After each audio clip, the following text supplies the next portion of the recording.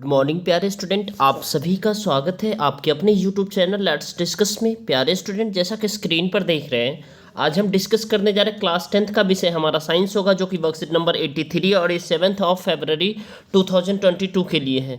तो प्यारे स्टूडेंट, आज का वर्कशीट फिर से हमारा इलेक्ट्रिसिटी यानी विद्युत रिवीजन कर रहे हैं, जो कि मोस्ट इंपॉर्टेंट क्वेश्चन है और यहाँ से आपके एग्जाम में क्वेश्चन पूछे जाएंगे। तो ये स्टार मार्क्स है और वे भी आई है। तो चलिए डियर स्टूडेंट, आज के क्वेश्चन यहाँ से 100% आपके क्वेश्चन पूछे जाएंगे। ओम्स के नियम क्या होता है, ठीक है। तो सबसे पहले ओम्स के नियम को जो है ना हम परिभाषित करते हैं, ठीक है। सुचालक में प्रवाहित विद्युत धारा सुचालक के दो बिंदुओं के बीच विभवांतर का सदैव समानुपाती होती है, जिसे हम ओम्स का नियम कहते हैं। आई होप कि आपको ये ओम्स का नियम आपको याद हो गया होगा, इसे या आपने पहले भी याद कर लिया होगा। लेकिन इस ओम को नियम को परिभाषित और भी इसका फॉर्मूला होता है V=IR होता है, ठीक है। V=IR होता है, यानी V जो है ना डियर स्टूडेंट, ये विद्युत विभवांतर होता है, I हमारा करंट होता है, R रजिस्टेंस होता है, ठीक है। यानी वो जब बहुत अब इसके बाद इसका ग्राफ देखिए, ठीक है। V=IR, यहाँ जो है ना डियर स्टूडेंट, ये इसका सूत्र है। V और I के बीच का ग्राफ आप देखेंगे तो ये क्या होता है, मूल बिंदुओं से गुजरती एक सीधी रेखा होती है। देखिए जैसे ये आपका I है, करंट है, ये V वोल्ट है, ठीक है। तो R क्या है यहाँ पे जो है ना, अनुपातिक का एक स्थिरांक है, जो कि यह एक सुचालक का प्रतिरोध करता है। ये क्या है, आर यहाँ पे रेजिस्टेंस यानी प्रतिरोध है, ठीक है। यानी जो धारा को अपोज करता है, यानी विद्युत धारा के फ्लो होने में उसको रोकता है, उसे हम प्रतिरोध कहते हैं, याद रखिएगा आप, ठीक है।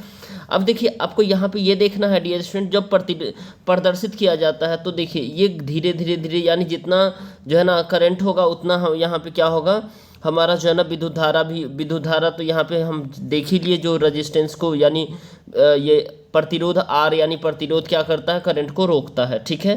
और वी हमारा यहाँ पे क्या होता है, वोल्ट होता है, ठीक है, यानी करंट होता है। और आई हमारा तो इन सब के बीच का जो आपने ये रिलेशन देखा है डियर स्टूडेंट, आपको सिंपल सा याद रखना है। ये ओम्स के नियम की परिभाषा है, ये इसका ग्राफ है और ये इनका फॉर्मूला है, राइट।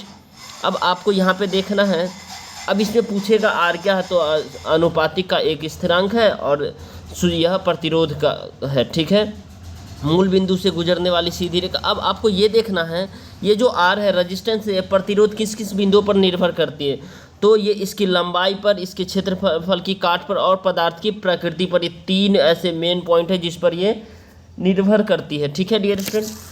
तो ये देखिए इसका एरिया, यानी जब एरिया जो है ना वायर डबल कर देंगे तो रेजिस्टेंस भी हाफ हो जाएगा। जब इसका जो एरिया है क्षेत्रफल यानी एरिया डियर स्टूडेंट, इसको जैसे ही डबल करेंगे तो इसका रेजिस्टेंस यानी क्या हो जाएगा, इसका जो है ना हाफ हो जाएगा। रेजिस्टेंस जिसको प्रतिरोध कहते हैं, हाफ हो जाएगा इसके क्षेत्रफल की काट की लंबाई पर, ठीक, एरिया ऑफ क्रॉस सेक्शंस पर।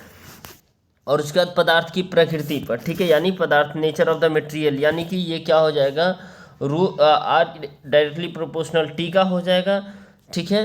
तो कहने का मतलब ये होता है डियर स्टूडेंट, इसमें जो पी कांस्टेंट होता है, आर जो है ना यहाँ पे क्या है, आर क्या होता है यहाँ पे जो कांस्टेंट होता है, यानी ये रेजिस्टेंस होता है, ठीक है, रेजिस्टेंस।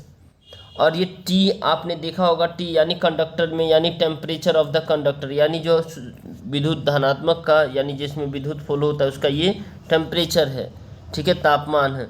अब आपको यहाँ पे ये देखना है R=VI, तो यानी यह क्या है, सुचालक में प्रतिरोध विद्युत धारा में अवरोध उत्पन्न करता है। बात आ गई, इसका इसका यूनिट ओम होता है, ठीक है, ओम मीटर।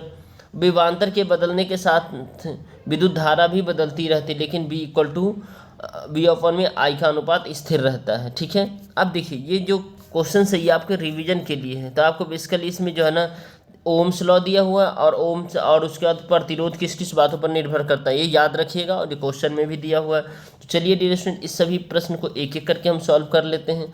आइए, प्रश्न पहला है, ओम्स के नियम क्या है, ठीक है। तो आपको इसको बताना है डियर स्टूडेंट।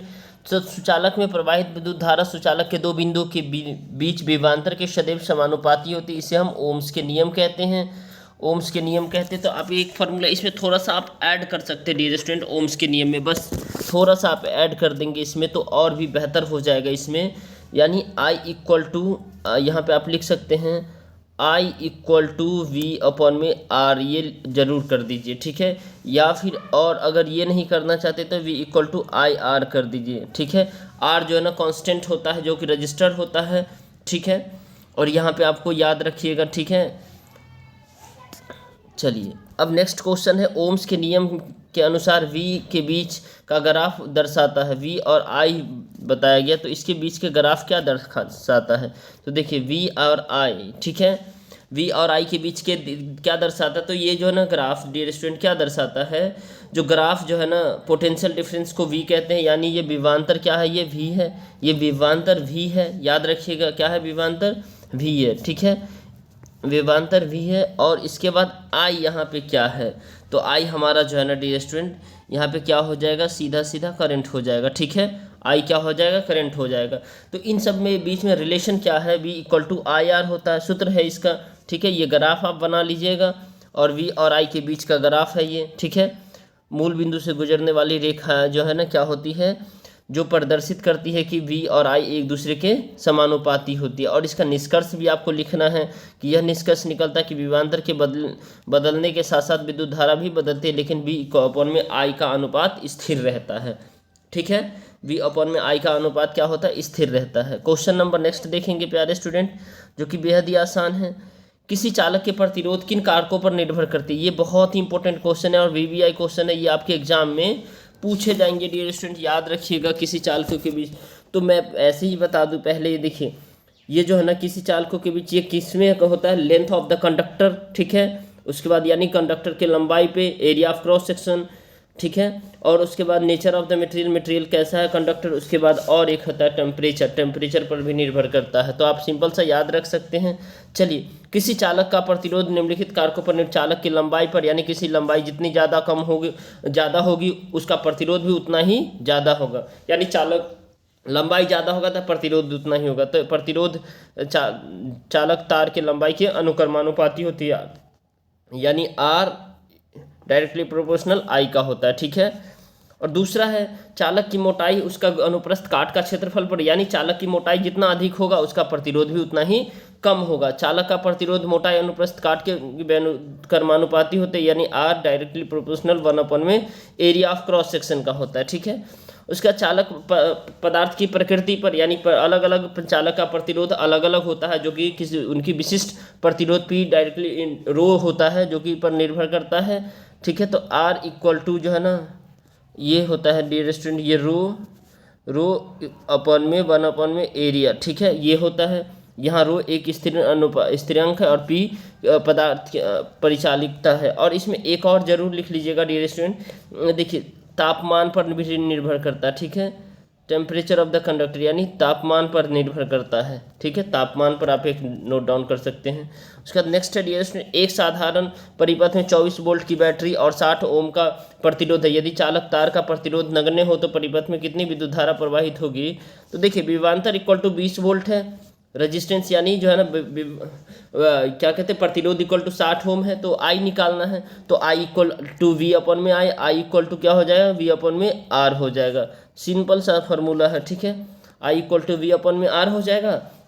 तो आपको जो है ना I इक्वल टू, देखिए इसमें फार्मूला 24 अपॉन में 60 हो गया। अब इसको कट करेंगे तो ये कितना आ जाएगा dear student, I equal to आपका 0.4 एम्पियर, यहाँ पे कितना आ जाएगा 0.4 एम्पियर, 0.4 एम्पियर हो जाएगा, ठीक है। आई होप कि आपको ये समझ में आ गया। चलिए डियर स्टूडेंट, तो इस वीडियो को जरूर लाइक करें, चैनल पर नए हैं तो चैनल को सब्सक्राइब करें और अपने दोस्तों तक शेयर करें, और टेलीग्राम का लिंक डिस्क्रिप्शन बॉक्स में, वहाँ से ज्वाइन हो लीजिए ताकि आपको लेटेस्ट अपडेट मिलता रहे। चलिए bye bye, take care, have a nice day.